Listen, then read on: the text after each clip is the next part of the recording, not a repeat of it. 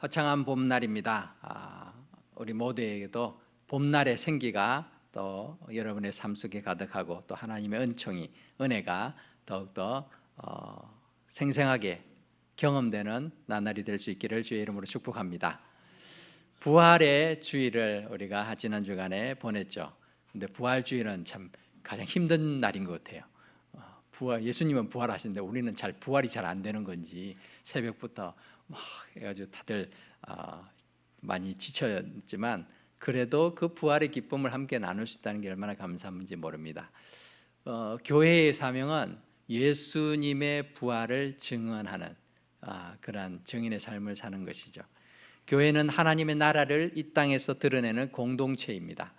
그런데 교회가 건강하게 세워지려면 주님의 일을 맡아서 감당할 또한 일꾼도 필요합니다. 우리 교회에서 지금 일꾼을 당장 뽑는 건 아니지만 오늘 본문이 또 일꾼에 대한 내용이라서 오늘 말씀을 전하게 되었습니다. 사도행전 1장은 초대 교회가 가룟 유다의 빈자리를 채우면서 새로운 사도를 세우는 장면을 기록하고 있습니다. 이 과정은 단순히 한 사람을 뽑는 일이 아니라 하나님의 일꾼을 세우는 원칙을 우리에게 가르쳐 줍니다. 오늘 우리는 이 말씀을 통해서 교회의 직분자뿐만 아니라 모든 성도가 주님의 일꾼으로 세워질 때 어떤 원칙을 따라야 되고 또 나는 그런 원칙에 또 부합하는 그런 모습으로 세워지고 있는가 자신을 살펴보고 점검하는 시간이 되면 좋겠습니다. 첫 번째로 교회의 일꾼을 세울 때, 주님의 일꾼을 세울 때는 말씀과 공동체 안에서 분별해야 된다라는 거죠. 세상적인 권세나 명예나 인기나 이런 것으로 세워지지 않는 것이죠. 오늘 본문을 보면은 기도하는 가운데 하나님께서는 베드로에게 말씀을 통해서 예수님께서 세우신 그 12사도의 자리에 공석을 채워야 한다는 것을 깨닫게 됩니다.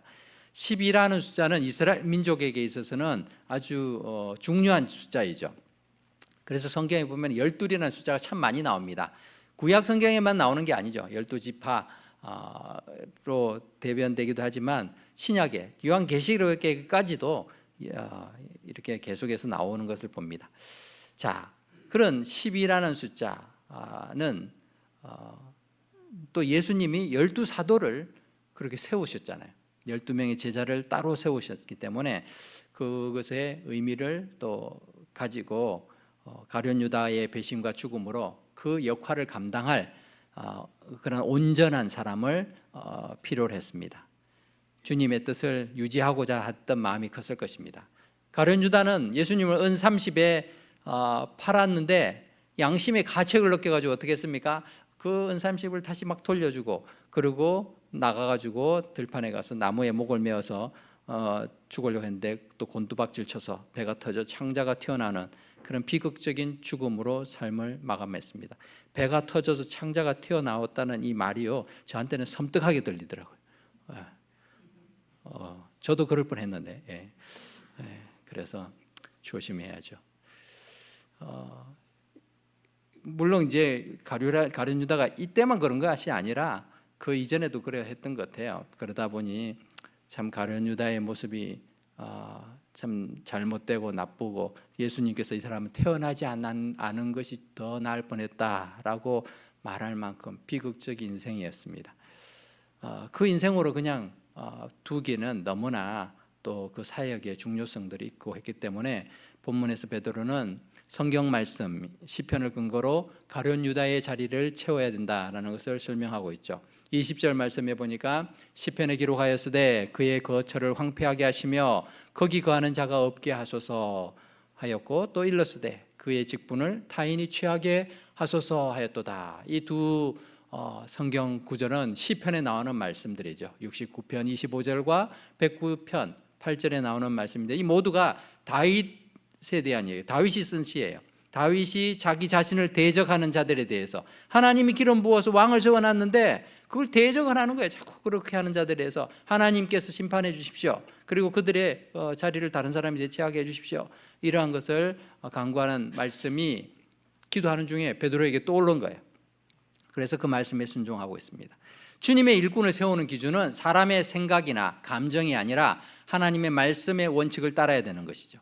디모데후서 3장 16절 보면은 모든 성경이 하나님의 감동으로 되었다라고 말씀하고 있죠. 그래서 교훈, 책망, 바르게 함, 의로 교육하기에 유익한 것이죠. 17절에서는 하나님의 사람으로 온전하게 만드는 것이 바로 하나님의 말씀이고 선한 일을 행할 능력을 갖추게 하는 것이 하나님의 말씀이니까 말씀이 기준이 되어야 된다는 것이죠. 특히나 말씀의 정경화가 되고 이렇게 우리에게 말씀이 다 동일하게 주어진 지금의 시점에서는 하나님의 말씀의 중요성이 과거보다 더한 것이죠. 예전에는 하나님의 말씀을 스스로 읽을 수도 없고 볼 수도 없었습니다. 그러나 지금 우리는 하나님의 말씀을 곁에 두고 있지 않습니까? 그렇기 때문에 우리의 생각이 아니라 하나님의 말씀에 무엇을 원하시는가를 찾으려고 노력해야 되는 것이죠. 모세가 죽기 전에 하나님께서 직접 여호수아를 후계자로 세우십니다. 그렇게 하는 것은 공동체 앞에서 말씀을 근거해서 지도자를 세우고 있는 것을 보여주고 있습니다. 오늘 이 본문에서도 120명의 사람들이 함께 모여 기도해야 하는 가운데에서 또 베드로에게 주신 그 말씀을 가지고 같이 동의를 하고 그렇게 12번째 사도를 다시 세우는 것을 보게 됩니다. 공동체가 함께 분별하고 참여한다는 것이 참 중요합니다. 마태복음 18장 20절에서는 두세 사람이 내 이름으로 모인 곳에 주님이 함께 하신다라고 말씀하고 있죠. 그래서 믿음의 공동체가 함께 모여 분별하는 것이 중요합니다. 그냥 한 사람이 독단적으로 결정할 문제가 아니라는 것이죠. 주님께서 역사하시는 그 공동체 속에서 주님의 음성과 주님의 뜻을 알아갈 수 있는 것입니다. 사도행전 15장에 보면은 예루살렘 공의회가 열립니다. 예루살렘 공회 교회 공동체가 열리죠. 거기서 어떤 결정을 하는가 하면은 이방인에게 율법을 어떻게 적용할지 논의를 하는데 사도들 또 장로들 여러 교회 지도자들이 함께 모여서 하나님의 말씀을 근거로 공동체 전체가 함께 결정을 합니다. 그 가운데에서는 개인적으로는 좀 다른 생각을 가진 사람들도 있었을 거예요. 그래서 많은 이렇게 변론들이 있었습니다. 그럼에도 불구하고 하나님이 역사하신 그런 사도 바울의 그런 선교 보고들도 듣고 베드로의 어떤 환상을 통해서 들었고 이런 모든 것을 종합해 볼 때 하나님이 기뻐하시는 뜻은 이러한 것이구나라는 것을 공동체가 결정한 것입니다. 교회의 직분자를 세우거나 교회의 중요한 결정을 할 때에는 말씀의 기준과 공동체의 합의가 반드시 필요합니다. 그래서 우리도 모든 교회가 그렇죠. 교회의 직분자를 세울 때 이렇게 투표를 하지 않습니까? 그런데 단순히 사람들이 많이 모여서 다수결로 결정하는 것을 의미하고 있지는 않다라는 거예요. 기도로 준비된 책임감 있는 성도들이 공동체로서 결정하는 그 결정이 중요한 것이죠. 하나님의 말씀이 기준이 될 때에 그 공동체가 결정한 결정이 의미가 있고 효력이 있는 것입니다. 따라서 주님의 일꾼은 이 개인의 인기나 능력만으로 세워지는 것이 아니라 말씀에 비추어서 공동체가 함께 확인해야 된다라는 것을 항상 기억할 수 있기를 바랍니다. 내가 주님의 교회의 일꾼을 설 때에도 말씀에 비추어 보고 또 공동체에서 또 그렇게 인정할 수 있는 그런 모습으로 설 수 있도록 노력해야 될 줄 압니다. 두 번째로 주님의 일꾼을 세우는 원칙은 사역 경험과 증인의 삶이 기준이 됩니다. 그래서 그 사람이 정말 하나님의 그 일들에 대해서 얼마나 열심히 수고를 하고 있는지 그리고 증인의 삶을 살았는지 이런 것을 보아야 된다라는 것이죠. 사도들은 후보자의 자격을 분명하게 하고 있습니다. 21절부터 22절에 보니까 후보의 자격을 따지죠. 어떻게 따집니까? 요한의 세례, 그러니까 세례 요한이 세례를 받던 세례를 주던 그 시기부터 예수님이 사역을 시작하고 있었거든요. 그때부터 함께 했던 사람들, 그리고 예수님이 승천하실 때까지 우리와 함께 다니던 사람, 그러니까 초창기부터 마지막까지 끝까지 함께 있던 사람들 가운데서 후보로 뽑아야 된다라는 거예요. 그런 사람이 몇 명이나 있었겠는가? 우리는 그냥 12명의 제자들만 알고 있는데 사실 더 많이 있었다는 거죠. 더 많이 있었습니다. 그 옆에서 계속 따라다니던 많은 제자들이 있었습니다. 예수님의 삶 그리고 예수님의 부활을 직접 목격하고 예수님과 동거동락했던 그러한 사람들 가운데에서 예수님의 부활을 증언할 수 있는 사람이 필요했던 것이죠. 증인이라는 말이 있습니다. 증인이라는 말이 헬라어에서는 마르투스라 그래요. 마르티스라는 이 단어가 영어로 번역될 때에는 증인이라고 하지 않고요, 순교자라고 해요. 순교자, martyr라고 하는데, 왜 순교자라고 하는가 하면은 목숨을 걸고 내가 목격한 것을 증언하기 때문에 그래요. 그래서 기독교 초기에 초대교회에 실제로 많은 그리스도인들이 내가 본 것, 내가 목격한 것, 내가 예수님을 만났습니다, 내가 만난 예수님이 이렇습니다 라고 증언하다가 순교를 당했어요. 그래서 이 증인, 목격자라는 말이 순교자라는 말로 통하게 된 것입니다. 요한일서 1장 1절에서 3절을 보면은 사도 요한이 이렇게 말합니다. 태초부터 있는 이 생명의 말씀을 우리가 들었고 눈으로 보았고 또 우리 손으로 만졌다, 내가 목격했다, 내가 보고 들은 이것을 너희에게 전한다 라고 말하고 있습니다. 참된 증인은 그냥 말로만이 아니라 실제로 보고 들은 것을, 경험한 것을 나누는 사람이에요. 그러한 사람이 주님의 12제자 12사도에 포함이 되어야 된다라는 것이었죠. 역사학자들 사이에 거의 보편적으로 인정되는 역사적 사실은 예수님이 요한에게 세례 받으셨고 빌라도에 의해서 십자가에 못 박히셨다라는 거죠. 사도들이 이 실제 사건을 직접 목격을 했습니다. 그리고 부활의 예수님을 만났습니다. 그래서 그것을 복음을 전했죠. 마태복음 5장 16절에서는 너희 빛이 사람 앞에 비치게 하여 그들로 착한 행실을 보고 하늘에 계신 너희 아버지께 영광을 돌리게 하라라고 예수님이 말씀하고 계십니다. 증인의 삶은 교회 안에서뿐만 아니라 세상 속에서 빛을 드러내는 삶입니다. 즉 내가 증인의 삶을 그냥 머리로만 하는 것이 아니라 보여주고 말하고 행동해야 되는 것이죠. 오늘날 교회의 직분자도 단순히 직함을 갖는 것이 아니라 예수 그리스도의 증인으로 살아온 삶의 흔적이 있어야 한다라는 것입니다. 그래서 교회 직분자를 세울 때는 그 사람의 삶을 봐야 되는 거죠. 그 사람이 어떤 삶을 살아왔는지를 봐야 되는 것이죠. 내가 지금까지는 엉망으로 살았지만 저를 뽑아주시면 앞으로 잘하겠습니다, 이런 사람을 뽑는 게 아니라는 것입니다. 텍사스에 있는 한미국 교회는 장로나 이런 교회의 중요한 일꾼을 세울 때에 항상 그 이웃들, 그리고 그 사람이 다니는 직장 동료들에게 그 사람이 이 직분을 맡는 것에 대해서 당신이 어떻게 생각하십니까? 다 설문지를 돌린다고 해요. 그래서 교회를 다니지 않는 사람들도 그 사람에서 그 사람은 그 교회에서 그 직분 맡을 만합니다 라고 인정받는 사람을 세우는 거죠. 교회 바깥의 사람에게서도 선한 증거를 가진 사람이라야 주님의 일에 적합한 사람이라는 그 기준을 이 교회는 세웠던 것입니다. 직분자는 교회 안팎에서 그리스도를 증거하는 삶을 살아온 사람이어야 되고 또 신앙과 사역의 일관성을 가져야 되는 것입니다. 우리의 삶은 그랬습니까? 우리는 참 그러지 못했는데도 하나님이 또 일꾼을 삼아주신 경우들도 참 많습니다. 그렇다면은 나는 그냥 그렇게 사는 거지가 아니라 내가 그리스도의 증인이 되어야 되겠구나, 부활의 그런 증인이 되어야 되겠다. 많은 사람들에게 나의 일터에서나 내 가정에서든지 부활의 주님을 증거하고 또 부활의 소망을 가지고 살아가는 저와 여러분 되셔서 우리 역시 주님께서 기뻐하시는 그런 일꾼으로 설 수 있기를 바랍니다. 세 번째로 기도와 하나님의 주권에 맡겨야 한다라는 것입니다. 주님의 일꾼을 세우는데 기도 없이 할 수 없습니다. 그리고 주님의 일꾼은 주님이 세우셔야 되는 것이죠. 사도들은 후보를 두 사람으로 압축했습니다. 요셉이라는 사람, 마띠아라는 사람을 이렇게 후보로 세웠습니다. 그런데 여기서 다수결로 정하지 않았어요. 이 사람 원하시는 분, 저 사람 원하시는 분, 우리는 그렇게 많이 하잖아요. 그런데 스스로 결정하기보다는 기도로 하나님 앞에 맡기고 있습니다.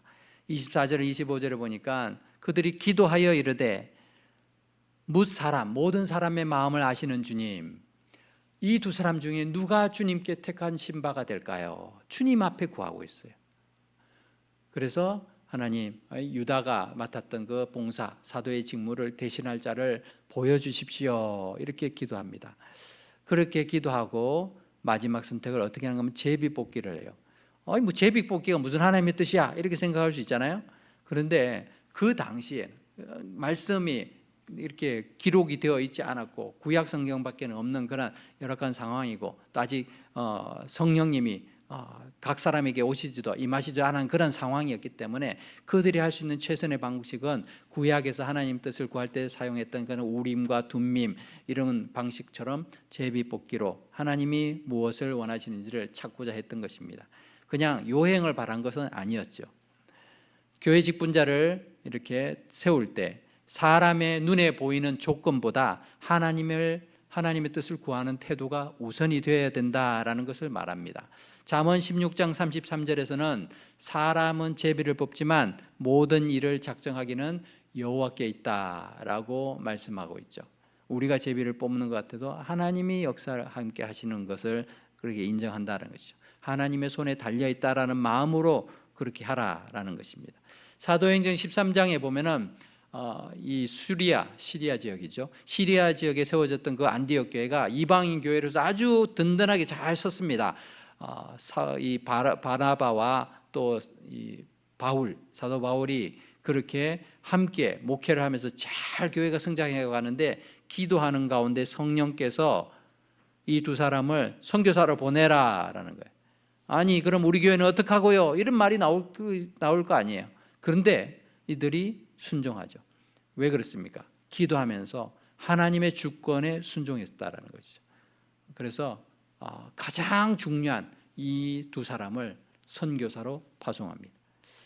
하나님께서는 이렇게 우리에게 우리가 간절히 기도하고 할 때 개인적으로 이렇게 사인을 주실 때가 있습니다. 그런 경험들이 다 있으시죠. 근데 그걸 일반화시킬 수는 없어요. 하나님이 주권을 의지하는 방식은 사람마다 다를 수 있죠.